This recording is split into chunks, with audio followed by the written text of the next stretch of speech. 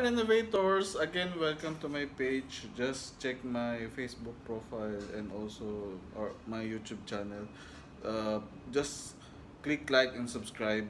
So, ito again Renovators. Andito na naman ako sa Bay Garden Residences. Pinagawa lang naman ng unit is ni unit owner is yung repainting, uh, repair ng mga electrical lights, uh, repair nito, wall laminates, and also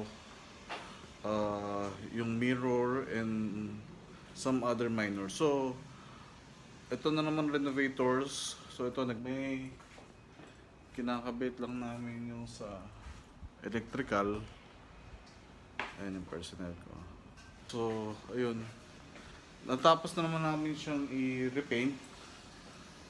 At the same time, yung mga concern niya, especially itong wall sa may aircon. So, ayun. And also, nagpa-repair din siya ng kitchen counter. So, ito, nire-repair pa namin, ongoing. So, ayan. Mostly nangyayari talaga is, nabubulok yung parang pinakababa. Yan, yung kitchen.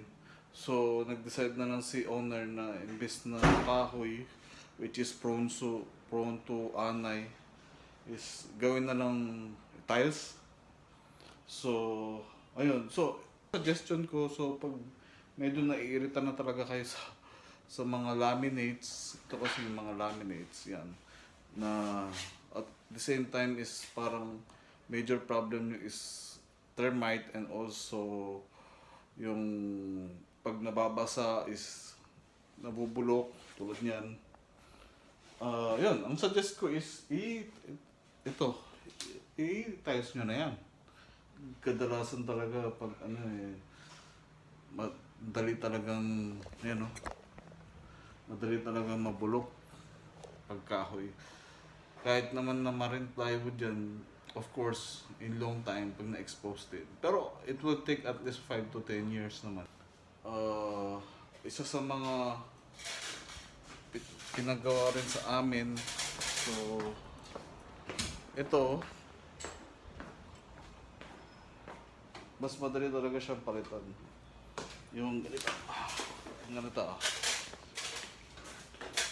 So, yan.